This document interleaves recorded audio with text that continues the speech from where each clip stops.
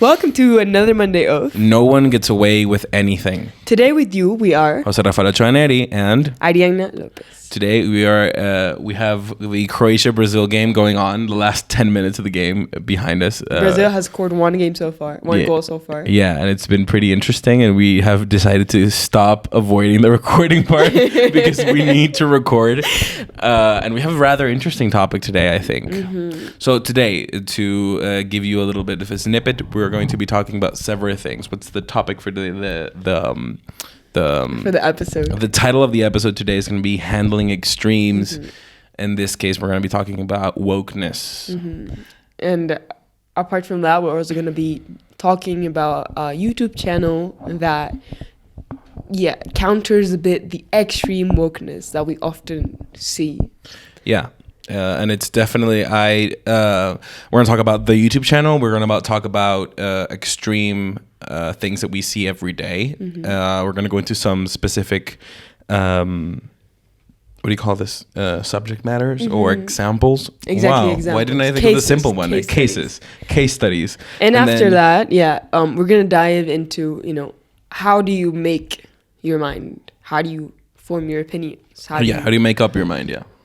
Yeah. How do you build your criteria in life overall?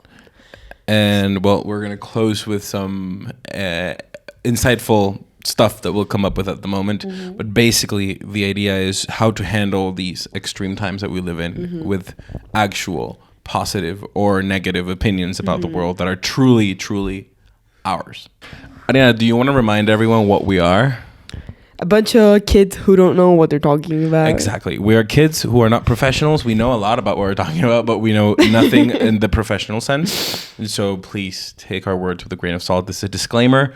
We're not experts in any of the topics that we touch on the podcast. We are merely curious relying on our knowledge and research. Yes, and our own experiences. Okay, some of what we say is useful and we hope that it helps, but never is it professional advice.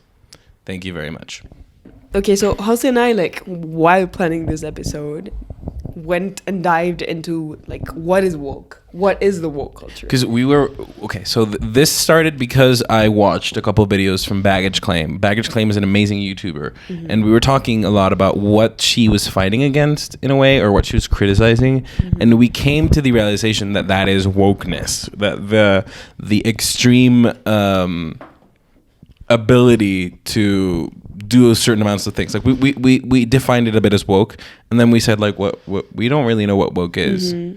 And so Ariana said, okay, let's look up the definition. So what are our definitions that we've found in the internet of woke? What's the current definition of woke? Do you want to start by the current one? Okay. Yeah. So basically, we found that to be woke is the act of being pretentious about how much you care about a social issue. Which I found to be such an interesting definition, and I couldn't stop saying it to Jose. That's Jesus, so accurate. Yeah, it's so accurate. Yeah.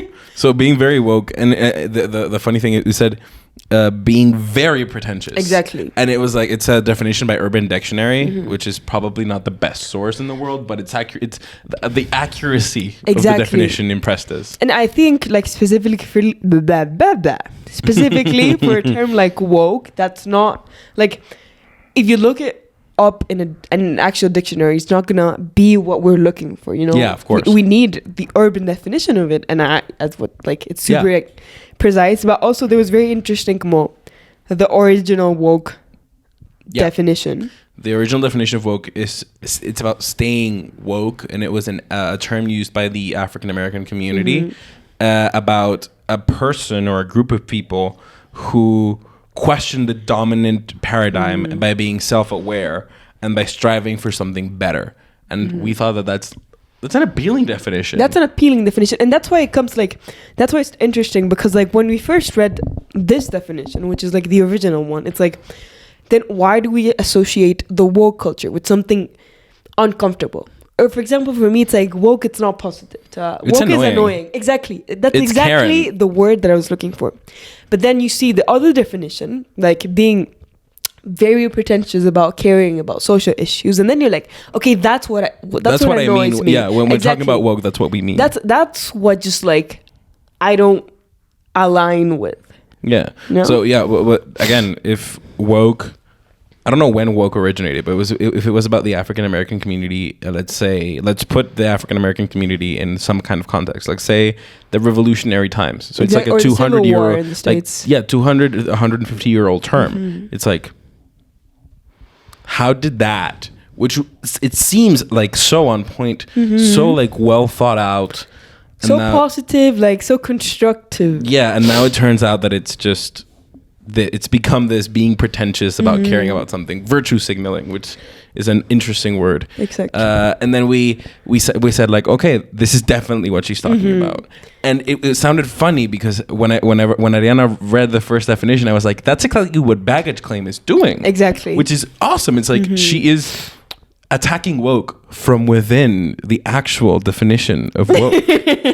Exactly. And those are, like, all this topic came from like the videos that Jose watched. And then today I arrived in and told him like, look, I began to watch the documentary from Meghan and Harry, because like they published a new like docuseries, if you can call it like that, in Netflix. And I'm very into the subject, not necessarily because I agree or I like, but I've always been very intrigued by the whole British royalty since I was a kid. The whole world, it's designed that way. I think. Exactly. So I was like, you know what, I'm gonna start watching it. And like, I think as many people, I've always been skeptic about Meghan Markle, especially after she married Harry. And like, as soon as I mentioned it to Jose, he was like, have you watched the Bag Claim video about it? Which apparently I hadn't. Sorry. My dad gasped because Croatia just tied the game in the 116th minute. I wanted Brazil to win. I didn't want this to happen. I wanted football to win, which was a tie, and then more playing time. Ay, Baba. There's going to be penalties. There's going to be penalties, and we'll comment on them as they come. We were talking about Meghan Markle and the whole thing. And I had been watching the videos about her because I hadn't seen Meghan Markle as that kind of figure. And it just goes towards the fact that finding people who are abusing this term of wokeness and this way of moving through the world oftentimes feel or seem like the least harmful people. And then you see them closely and it's like, what is going on here? Exactly. Which I find to be incredibly worrying. Okay. And then, for example, for this video particularly, like baggage claim, I don't know what her name is, but like she doesn't say her name, I think, in the videos. I think she keeps herself anonymous. I might have researched badly, but there was an episode of Modern Wisdom, which is another podcast by Chris Williamson, in which he interviewed her. And the episode is usually the name of whatever person's being interviewed, and the episode's name is Baggage Claim. So I'm not sure what to think. Maybe she keeps her name for herself. Maybe also because of what she says. No, but the thing is, her face is clearly seen in the YouTube videos, which is weird. I don't know. The point is that what you were saying. Sorry. Like, I don't even know what I was gonna say. Like her work. The way that she puts about this. Oh, I think you were going to say about the examples that we're going to talk about, exactly, right? I was going to say something about like the Meghan. Okay, I remember. Like, there's the video in which, like, I think the title of the video is like victim, or with a question mark or something. Yeah, victim narrative. It's, exactly. Yeah. And then basically the video speaks about the brand of Meghan Markle. And like her podcast, her image, what she portrays, what she's trying to do, right? And at the end of the video, he mentions Carl Jung, which is a clinical psychologist. Exactly. And like there's like 4 sort of personas in his theory, and one of them is like mascara, right? And she explained that like all of us are somehow that persona. Like you can be a different self according to the social circumstances because you know how to read them. It's like she put the example of, you're gonna go to Starbucks, right? You're going to order a coffee and they ask you, how are you? You're not going to tell them, my dog died, I feel like shit, and go on to explain how you actually feel. You're just going to say, I'm good, thank you, you move on, because there's people on the line, Not all, what you said is like, not every aspect of you is appropriate for every social circumstance. Exactly. So like you can model yourself into that person that fits best that moment. But what she says is that Meghan Markle has like, immersed herself so much in the persona that she built that now it's sort of like wicked. Yes. So it's called the personas are necessary. They're part of who we are. If I'm an English teacher, and whenever I'm an English teacher, it is not the same as me being with my friends or being alone. And we certainly live under our mascaras or different masks, to put it more simply. But and everybody says it. We all have masks, etc. Yeah, because you have roles that you play in life, and it turns out that the more fulfilling your life is, the closer your roles are to who you are. That's when you're living as what they say in the wokest possible sense, your truest self. Exactly. Right? And then you see that Meghan Markle is like the opposite of that. She's like the mask has become sewn into her face and it's just plastic. And you can see it. According to her in the video. Yeah. Exactly. Well, according to me too. I agree. And now I'm making on my mind, you know, like I feel like for me, I'm just skeptic about the whole thing. Like I take both sides with a grain of salt, like both her side and like the baggage claim side with a grain of salt. But basically, what she argues is that like Meghan Markle has always been like an advocate of like the feminist movement and like women rights, but to an extent where she only points out everything that's wrong in the world that doesn't allow it to be fair. Like basically she says that there's not equality for women and hence they cannot succeed, but at the same time what baggage claim argues is like, then why are all these women that you're interviewing and like you're complaining to about, why have they succeeded as much, you know? Yeah.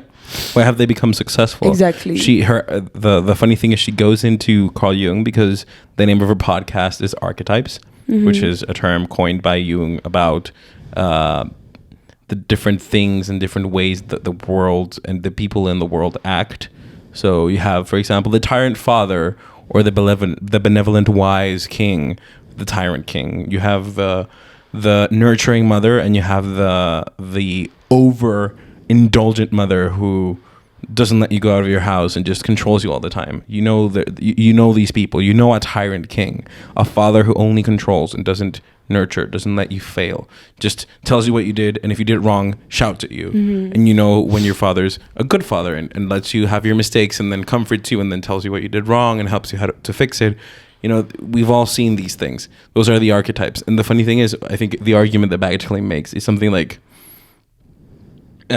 she is not only saying that the world has turned its back on women and it's absolutely unfair, while interviewing women that are incredibly successful, as she is herself. Exactly. She was a very successful actor because before she got into the royal family. But the higher caveat of all of it is it's not true. Like your interviewees are proving that your point is not as extensive, true, and well-founded as you're saying that it is. And it's a product of that mascara that she has, that which is why the video is called Victim, right? It's like she's always playing the victim. Exactly. And something also that like the video points out is that in the interviews, for example, let's say that she's interviewing Serena Williams, which is like another of like the main characters of the video. She would ask her like, how is it that you deal with the injustice of the way in which women are treated in the tennis world against like versus the way men are treated, right? And let's say Serena gives an example and then she'll be like, oh yeah, I lived the same thing like because of this and that. So like in the end, all of this narrative, all of this like social cause is a way for her to like build up on her own image and how she's very good and how she does things right and how she's been through everything and how she's strong. She's the paragon of goodness. Exactly. Which is very interesting. And and like this whole thing about leaving the royal family and her being literally the princess trapped in the castle. Yeah. It's literally the cherry on top to the whole idea of it. Yeah. So perhaps it's a bit of a, again, wicked perspective on it. But again, I think the way in which the argument is built is quite solid. Yeah, I mean, it's definitely a good criticism of who she is, and I think that when baggage claim goes into other subjects as well, the most controversial one, the one that I've loved the most lately, because my girlfriend and I, we talk often about this, and we've been having conversations about feminism and the way that feminism works sometimes, that especially toxic feminism, that destroys more than it builds. We've talked about it a lot because I have a conversation. I know I'm straying away from the point a bit, but there's this thing that I have had a fight con todas mis amigas. Okay.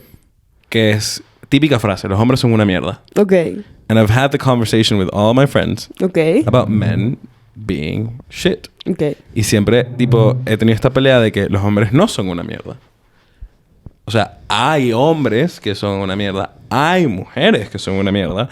But, like, men, per se, aren't bad. Aren't intrinsically bad. There's nothing intrinsically evil about men. Or at least there is as much intrinsically evil about men as there is about women. And it's probably proportional to what is intrinsically good about them. Hay un balance. Okay. Entonces, esta conversación, evidentemente, siempre es muy cómica porque lo primero que pasa es, pero a mí me montaron cachos, pero a mí me hicieron esto, pero a mí me hicieron lo otro. And it's never, I did something, what happened to me. It's always like, I'm the victim of this. And it's this victim narrative que you don't realize has been fed to you. But it's also been fed to men. Entonces está el otro lado de la moneda, que es the reason why I have this conversation is because to a certain extent I grew up, especially in my teenage years, mainly around women. And I remember having this feeling of, oh, I better enjoy these years because soon I'm going to be a man and I'm going to be evil.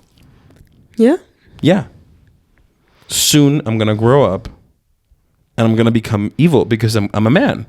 And I'm supposed to be shit. And I'm supposed to be bad. And so I told my girlfriend, like, do you think, like, if you and I had a kid together, would you tell him to his face, you are going to grow up and become shit? No. Then why are you saying it to men in general? Like, the people who go up bridges and build them or take care of the electric system, mostly men, 99% men. Why are you telling them that there's nothing good about them? Es que I completely agree with you. Y estaba viendo un podcast. I was watching a podcast, Escuela de Nada. Yeah. And they were speaking about, like, somehow something related to that. And they were saying, like, often men are not looking for a serious relationship. They're not looking for, like, establishing commitment. Exactly. They don't want to commit. They want to have sex. That's it. They want, like, the physical part. But let's say this girl that they like is their challenge, you know? And this, like, I want to get her, and she's, like, perhaps above my league, you know? Yeah. And I'm going to put all my cards on the deck in order to get her, you know? For her, it's going to be like, oh, he really cares about me. He really is in love with me. He's trying to commit with me, and he wants to build something. For him, it's like, I want to get you. I'm going to, you know, get what I want, and then I'm going to leave, right? And probably in his perspective, he's not necessarily doing something wrong, but from her perspective, it's like, he's shit. He just used me for this, you know? But, like, the problem there is not the desire, it's the misunderstanding of what is it that we want. Yeah. Misunderstanding of what is it that we want is probably the easiest explanation for every bad thing that happens in the world. Probablemente, totalmente. And I don't know. So she starts talking about this narrative, the negative narrative, the victim mindset, right? And the first thing that she comes into, the first time that I ever listened to her was because she made a criticism of Marvel movies, Phase 4 specifically. So for those of you who aren't very savvy on Marvel, it's not talking about the previous 10 years of Marvel. So until Infinity War, it's like everything's fine. Even Endgame has a little bit of it, but you know, Endgame, you can include it in like the good part. And then Phase 4 has had a couple of TV shows and a couple of movies that have changed the narrative around Marvel and have started, in her words, I think, ridicule men. Okay, it has started to, you know, take men as this thing where it's like Thor was this amazing superhero who, you know, had a really good arc where he, you know, he was an asshole and he learned that to deserve his powers, he needed to sacrifice something. And then that's the first movie. And then the second movie, he's failing in other parts, but he, you know, he gets his life together. And then in the last movies, he loses all faith. And then he becomes fat everything good about him, his figure, everything is lost. And then in the end, when everything that everybody thought about him that was good was gone, he was still capable of getting up and doing some good and fighting Thanos and trying to save the universe, etc. Right? Okay. This is a whole narrative experience that's just full of things that he grew up and that he changed and he did this, and that. And then the next movie, he's a joke. Okay. The next movie, he is just as banal, as, you know, superficial as he was in the first film. Except now he saved the universe, so now he deserves it. And now he's a gigantic asshole. And the women in the movie just call him out on being an asshole and make fun of him.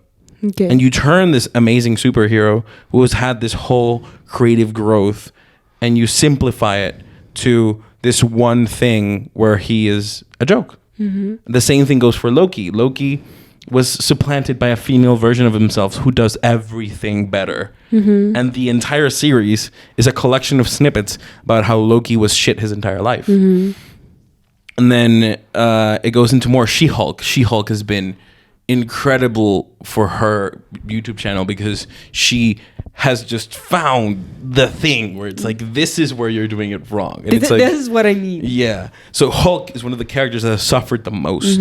Like Hulk's parents died. His existence was made illegal in the US Constitution because of his threat. Like his emotions could literally destroy cities and he couldn't control them. And the experiment that made him that way was created by the government who later illegalized him. And then her cousin gets Hulk superpowers.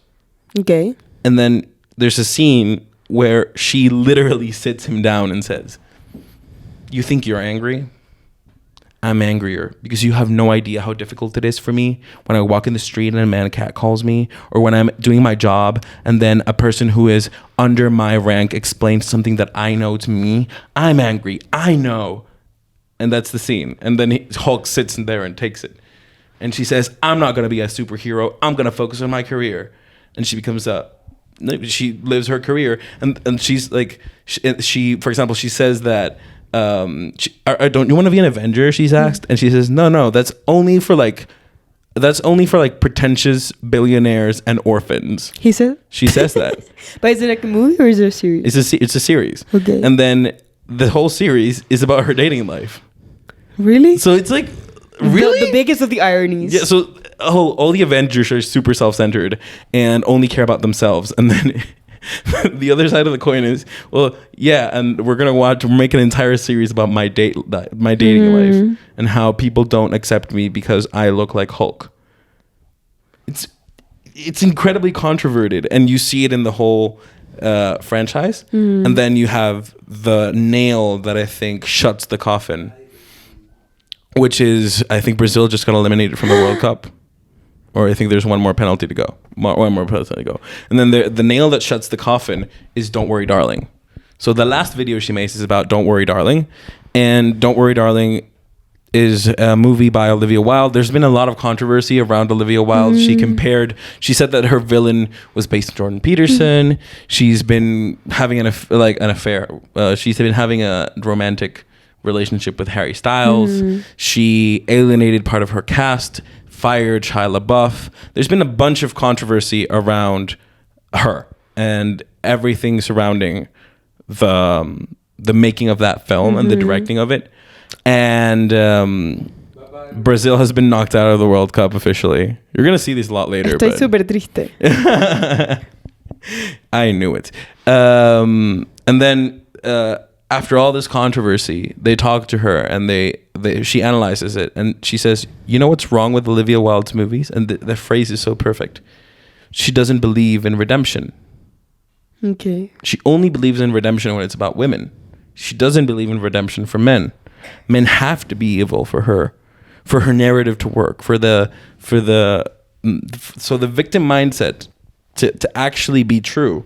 Men have to become irredeemable. Okay. There can be no light or dark. Exactly. You have to be bad.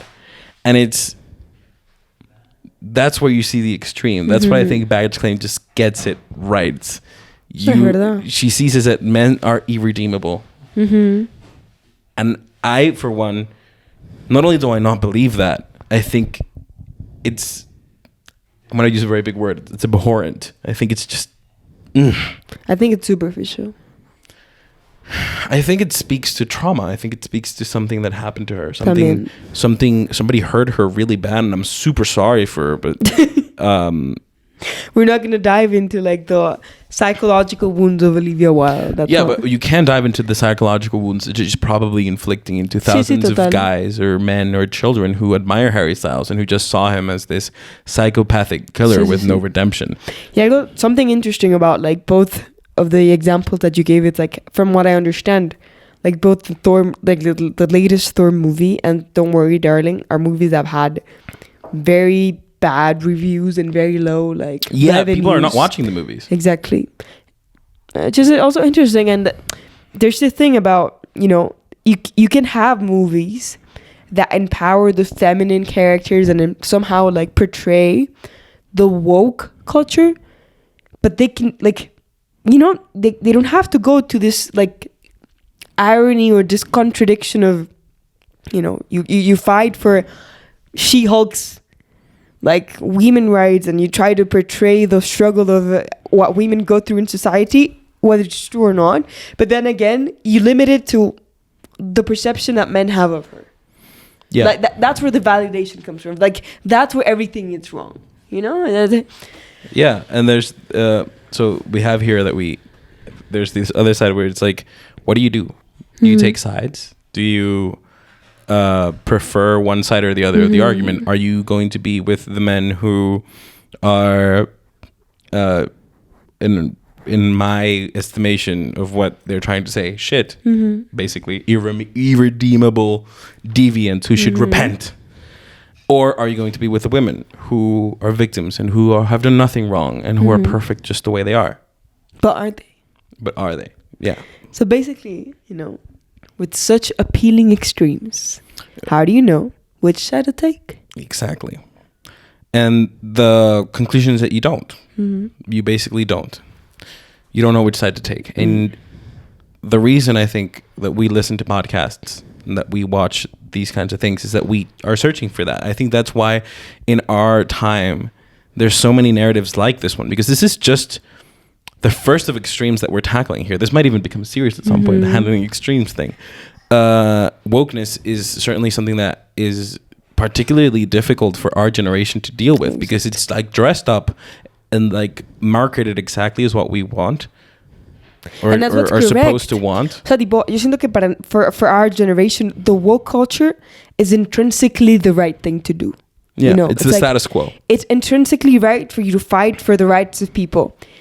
And we're not saying that's what's wrong, but like, again, it's not that simple. The very pretentious, you know, I'm fighting for the social cause, brings some baggage. Yeah, that we need to deal with. And it goes back to that definition of wokeness, the original definition of wokeness. It's like somebody who keeps his or her eyes open to whatever is being controlled by this narrative, like the status quo, this thing where woke culture has it's shoved down people's throats so much that they don't even want to watch the movies anymore.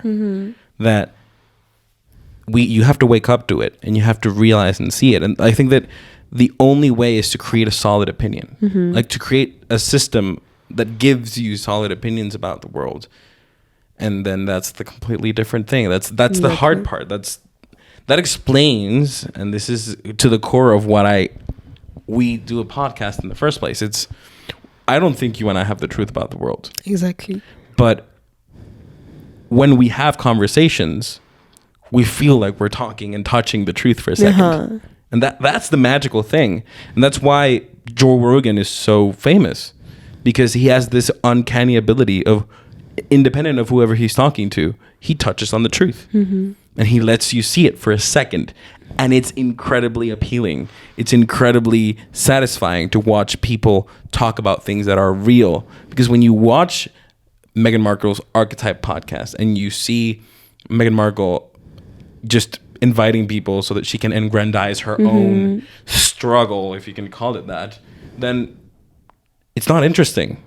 It's not good storytelling. It's not a human narrative. It's just her throwing flowers on herself. Yes, but I feel like that's something that you don't necessarily, like, not necessarily everyone can see, you know? How do we see it? Exactly. Like, the critical thinking ability, it's like something that perhaps we take for granted, you know, or we don't perhaps pay as much attention to it because it's very easy to be blinded by one of the sides. It's like, let's say we limit ourselves.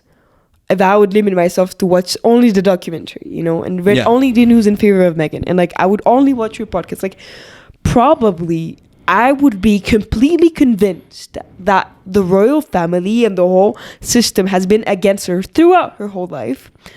And she has been fighting against it. And she's been, like, she's proved that she can be successful without falling into those traps. Like, that's very easy to believe. It's very appealing to believe because she touches your emotions. She tells you, I am being mistreated. I am being treated like shit.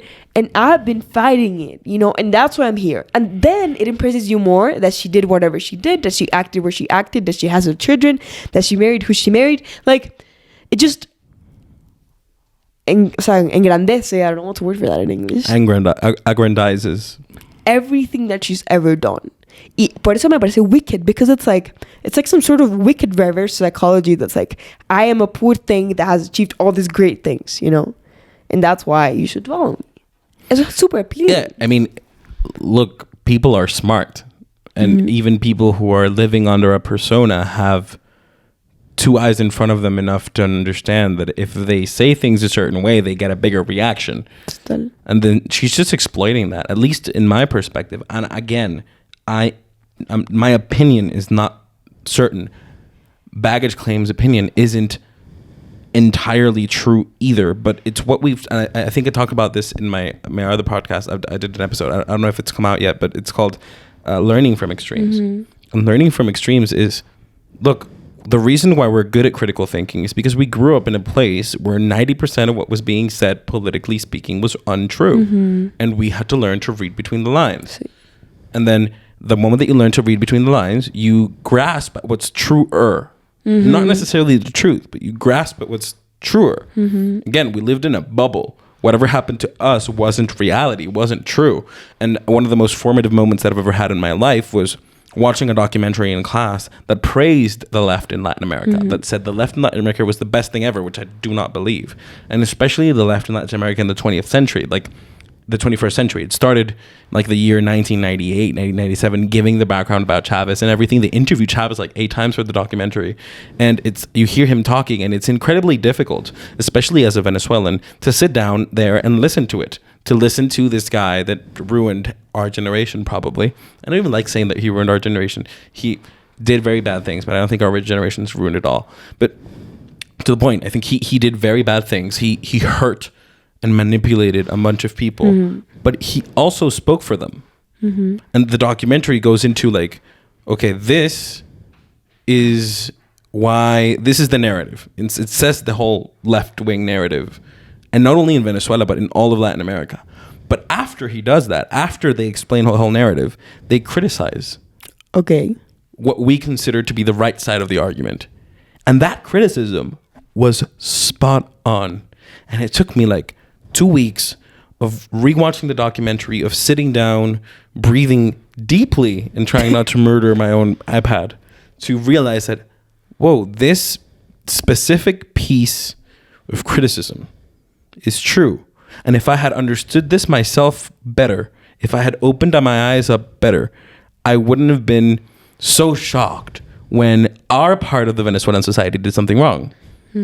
Because it was always like, oh, finally, we're going to do this thing and it's going to turn out all right. And then it fell. And it's exactly the criticism that they say. And it's like, wow, that had probably been going on for years, for decades. And they'd been tired of it. And they turned to what they thought was the least worst thing. Perfecto. And that like leads me to a very interesting point. Como, it's very, like, I feel like the easiest thing is to go for the extreme. So for us, it was like we grew up being told like the left is wrong, the right is right. Yeah. You have to be capitalist. Socialist under every circumstance equals to national disaster. Yeah.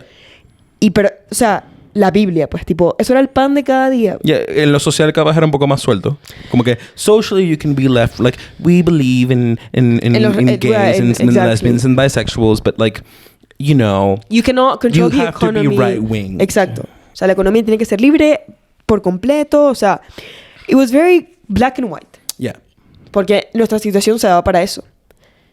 But then, when you grow up, you realize, yeah, it's what you say. It's not necessarily like that. It's like, I don't even like right or left. Exacto. And that's my point. Being in that spot is absolutely uncomfortable. Yeah. Because you don't belong. And it's so easy, it's so nice to just go right and be with all the people who decided to go right and be sure that everyone else is wrong.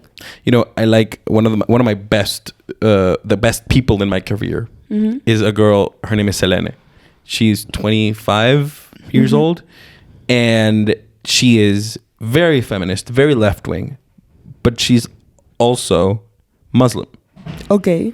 And so she has these contrasting perspectives that are so interesting. She's the only person in class, even though she has trouble speaking in public sometimes. She's an amazing speaker, but you know, it's the second biggest fear in the world. The third, it's like it's after spiders and snakes, speaking in public. Even after that, she's the person who counters me the most in class. Who I say something and she says, you know what? I don't believe you. Give me proof. And I love that. And so her perspectives, which are contrasted, are different, have two sides that give an extreme, two extremes that get you to the middle. Then her opinion, I always value it more. It's always more interesting. So I think it has to be that. It has to be that you need two different, radically different perspectives, or at least contrasting perspectives. You have to learn both from Marxism and from, you know, Adam Smith and the whole capitalist utopian movement, you know? Y bueno, like, I have something that's very personal and it happened not so long ago. My boyfriend and I had like this very different opinion on one specific matter, okay? Which was? There's like a person, right? Who, like, she's somehow in our friend group. Okay, like she's she's friends of us, but she often like speaks on our on our backs, like she behind your backs. Exactly, behind our backs, like says things that someone who truly cares about you and someone who truly loves you doesn't say, wouldn't normally say. Okay, and she's very linked to someone who is very close to us. You know, she's like a very good friend of ours who, unlike her, like, is truly our friend. Yeah. Okay. So, like, there was an event associated with this person who's conflicted. Okay. Yeah. And my position was, okay, maybe I'm not gonna attend the event for her, but since that person is important for someone who's truly important for me and who I know truly cares about me, I'm gonna do that for this other person, not for the individual in question, but like for the other person who truly cares about the individual person. Okay. Like my brother's best friend has a recital. You hate his best friend, but you love my brother, so you're going. Exactamente eso. But for example, my boyfriend was like, so I can love your brother a lot. So he can be my best friend, but that doesn't oblige me to respond. O sea, como que sí, estar ahí for his best friend. Yeah. Okay? To respond in kind to somebody who isn't as close. My relationship to your brother doesn't need to tie me to his best friend. Yeah. Okay? Even if I respect you, even if I love you, and even if your brother thinks that like I am obliged to go. To go and to like your best friend also. Yeah. Okay? Para mí era un compromiso. For me, it was not a matter of choice. It was like, I'm going to do it for your brother. But for my boyfriend, it was like, I'm sorry, but like, this person has not treated me in a way that I feel neither the need or the want to be there for them. Yeah. And in the end, like, it's not like he didn't go and I went. It was also the day of a compromise that we had together. Like, there was something that we needed to do together. So it was either we moved the thing for the both of us, or we both went and we both didn't go to the other event, right? So I ended up saying, okay, fine, we're not gonna go. I would have never in my life done that before because my mom always taught me, you have to be there because you care about someone in the picture and you don't know when you're gonna need them later on in your life. And that's something that I could not get off my head. Yeah. But at the same time... Very Venezuelan. My mom said the same thing to me always. At the same time, my boyfriend did have a point. Come on. If she has not been there for you, come on, maybe she has done things for you, but like in the core, she said not very nice things. So it's like, why should you be there for that person? Yeah. I mean, there's reasons and you could give them. But this is the interesting thing. Once you get to conflicting opinions, once you get insights from both sides, you can start debating. You can start having an actual conversation. You have a floor to speak with or a motivation to speak through. But if you don't have that, you just have an operating system that says A plus B equal X and you do this because I said that. Exactly. That doesn't work. That makes you a robot. Exactly. And then I think that's why I like to listen to things from different perspectives. And the more you research, the more you find the perspectives, which is awesome. Like Huberman, that podcast gives you a biological perspective into sleep or into motivation or into exercise, and then you go and you listen to Modern Wisdom, and he gives you more of a social, socio-cultural or psychological reason behind exercise, motivation, sex life, etc. And then you go to listen to another podcast, and it gives you a Latino perspective on this whole thing. And then you talk to your dad, and you listen to a more conservative, and then you talk to your mom, and you listen to a more spiritual. And then if you get all these perspectives, you get a kaleidoscope of things that maybe gives you a clear image. See. Ironically. And if you don't, the image can be clear for you, but is it? I think we can close with this one, and I think this is incredibly, at least in my mind, it is incredibly clear. If wokeness is living off this victim mentality, the more that you go with wokeness without criticizing it, without taking a second look, you will become a victim. You will become a victim of everything that wokeness is and gives. If you want to be truly woke, in the classical definition of woke, you need to give yourself as much opinions from different credible sides as possible. And ironically, the most woke you are, the less woke you actually are. Yeah. The less awoke you actually are. So then remember, no one gets away with being ignorant about their own opinions. And no one gets away with anything. Thank you very much. We'll see you again next week. We hope you enjoy the podcast. And remember, we are on Spotify, Apple Podcast, Substack, and, of course, on YouTube. Bye. 46 minutes. I had fun. Yeah, it was good.